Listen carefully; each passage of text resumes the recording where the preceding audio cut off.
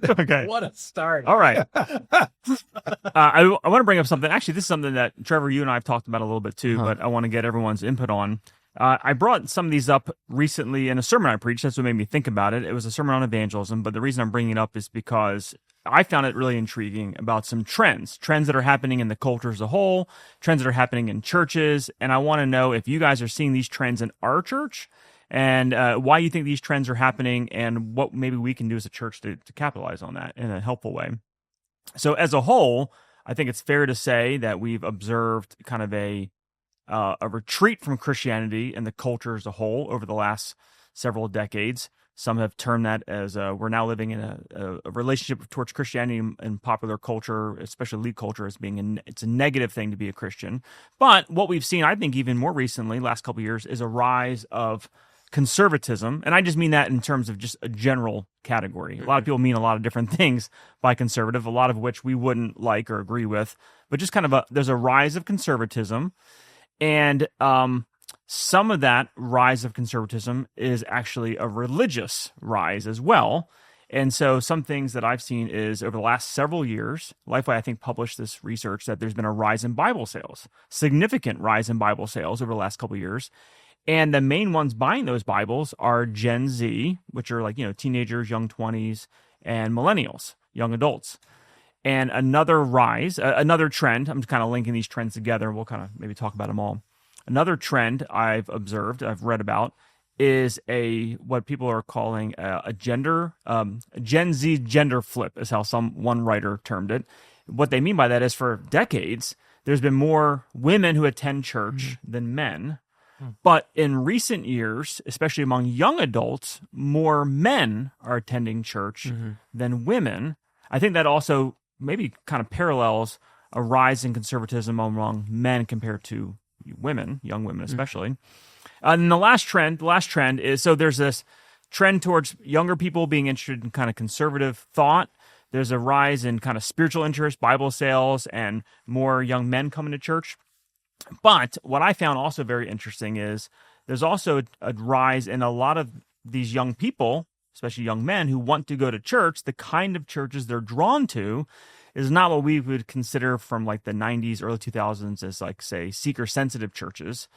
Quite the opposite. They're what people call trad churches, short for traditional. And so there's a rise in interest in Roman Catholicism, in Eastern Orthodoxy, and in Anglicanism. I think what unites them is probably kind of more of a high church liturgy, but also kind of more of historical rootedness, some would say. And I think that I say all that as a segue to say that we're First Baptist Church. We're proudly Baptist. In fact, is it time? Bring it out. You brought his Baptist mug. We even brought my Baptist mug. We are Baptist, and we even wear the Baptist name. We're not shying from it. We're not just a community or Bible church. We're a Baptist church. So I just want to throw all that out there, and I'd love to hear just you guys interact on some of those trends. If you've seen them, you've read about them, you've observed it, do you see it at our church, and how can we minister in light of that? I've seen it. I've actually even had a couple of conversations at the Nocatee campus with people who are intrigued by orthodoxy, who are intrigued by high church. We even did a midweek class recently just on worship and liturgy and how it works and why we make the decisions that we do. I think there's a lot of assumptions even in a SBC evangelical churches that we're not even thinking about liturgy. It's just kind of like, you just kind of do whatever you want to do. But Seth taught a class on that and trying to help people understand it. So when I look at men responding to Christianity, when I see a rise in conservatism, I think of two things. Number one, I think that secularism has failed. So, So you think about like the new atheists that were really popular, 15 years ago. Right. I think secularism as a worldview system, as a set of intellectual ideas, has proven itself to be empty. And what I mean by that particularly is that I don't think it has any motivating power to call you into something great, So I think that secularism has failed. I think transcendence is what is longed for. Yeah. So a sense of the other. So for example, I remember Well, let me say one more thing. I think transcendence is longed for, and I think that leadership and certainty and stability in a time of like fluidity is longed for as well. So I think in our culture, with secular progressive culture, everything is fluid, right? We don't know the difference between men and women. There's no like established facts really anymore, except for the fact that we do not believe anything. So I remember several years ago when Jordan Peterson was on the rise. Do you remember this? When he was like doing like a world tour, and he's selling out whole theaters of men who are coming to basically listen to him tell them, grow up. That was his message. Like, grow up, stand up straight, shake people's hands, take responsibility for your life. Here's how to treat a woman, et cetera, et cetera. But it also didn't have a message of like Christ in it or anything like that, even though there was some overlap in some of the values. I think that what we're seeing is the failure of secularism, and also I think men particularly longing for someone to tell them who they are. Give me some sort of certainty about who I am, and give me some answers about what my purpose is in this world. I map that on to all these traditional high church denominations that are having a moment right now. I think that when you get into the Roman Catholic Church, when you get into Anglicanism, when you get into Orthodoxy, what is being sold, to use a for lack of a better term, is a sense of transcendence. So it's like the smells and the bells and words that I don't even understand. Like even in a worship service, like some of it's even in Latin, right? It's very different. It's very other. It's very transcendent. The spiritual leaders are wearing robes and look different from me. And I have this sense of connection with the past that gives me, number one, a sense of identity, who I am, and then gives me purpose, a direction on where I can actually go with my life. And I think people are starving for those things. Now, I have a lot of concerns about where people are finding their homes inside of spirituality. I actually think with Gen Z, what I'm seeing is there's an embrace of either the traditional high church or an embrace of a very loose, undoctrinal, like charismaticism that doesn't actually have any sort of theological underpinnings, but it's very emotional and it's very, very cathartic. And so, I think more men are drawn to the traditional, and more women to the charismatic. I think that's probably true. Yeah. I see men getting drawn into the charismatic as well, but I think the thing that unites them together is I want to have an experience with the transcendent and the other, like the spiritual. I know that there's something more out there, and I want to be involved in it. And so that is what I'm seeing. So as a pastor, I think there's just an enormous opportunity for the church and evangelical Christianity. I don't think to adopt a high church model of ministry. I want to ask a question about that when it's my turn. But I think we have a generational moment right now where people are really hungry to learn about the God who is there, as Francis Schaeffer said, like this other God who speaks, and I want to know about it. I don't think the answers are in Roman Catholicism, Orthodoxy, or necessarily Anglicanism, but I think that we have an opportunity. And so when I see it, I get really excited about the conversations that I'm having with young men in the church who are intrigued by Orthodoxy, who are intrigued by Christian history, much of which I love and champion and want us to embrace, but then want to point people back to the greatest tradition, which is the one that we have in the 66 books of the Bible, rather than from the Pope. So that's my read on things. That's helpful. Have you guys seen any of those trends, and how are you thinking about it? Yeah, so I've definitely seen the trend that you're talking about, especially with guys getting into Jesus. I think what has happened, just to say what Spencer just said, I think what's happened is it's like the story with David met the king of the Philistines and he acted nuts. He was like spitting on his beard and howling, and the king was like, "Oh, I don't want to hang out with you." I think that's what secular culture has done. Yeah. Like they have gone nuts. Yeah. Like they have gone crazy. And I think normal people who aren't Christians, but just normies have looked at culture spitting on their beard, going crazy with transgenderism and insane ideas about race and justice. And they've said, "Ooh, we don't want that." Yeah. And if that's where we're headed, we don't want to hang out with you. Get this guy. I have enough crazy people in my life. Get out of here. You know, so I think they saw the trajectory, which was insanity, and they said, oh, let's back off a little bit. Let's reevaluate what we want. So I think it's a reaction to the craziness of secularism. And I think the guy's getting excited about Jesus. I think what's happened is girls have been told, you are so valuable. You gotta be a girl boss. You are what we need.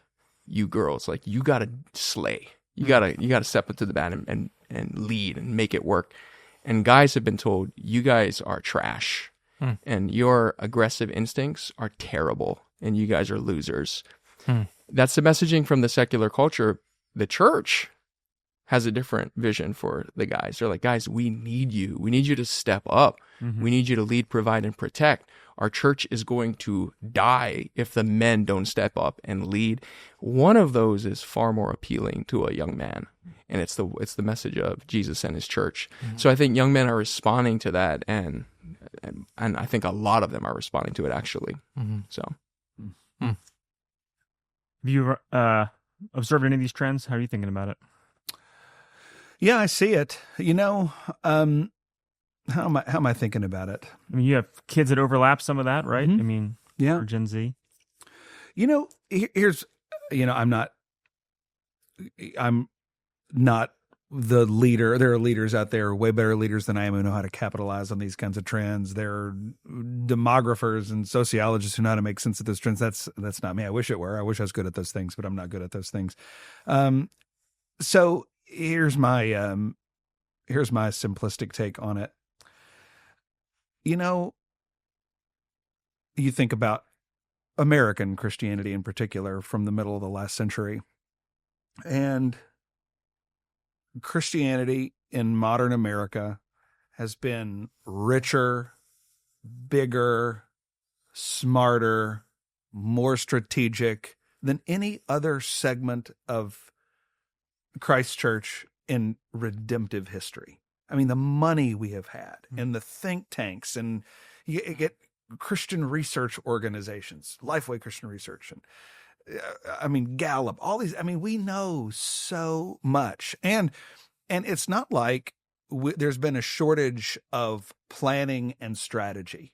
I mean, you think about we plan, and we think about all the time we spend planning and strategizing, and we're like kind of bush league at it in the grand scheme of things. I mean, there are churches out there who they're thinking, I mean, they're reading the stitches on the evangelical fastball, you know, and we tend to not think so much in that lane. We tend to think more in like convictional categories and what's the right thing to do and how are we going to do that? Well, so everybody's got their lane, but the point is, in spite of all the money, in spite of all the other resources, in spite of all the influence, in spite of all the strategic thinking, we're in decline. We're in decline. We've lost ground. You're saying the church is in America as a whole. Yeah. Yeah. We've lost ground.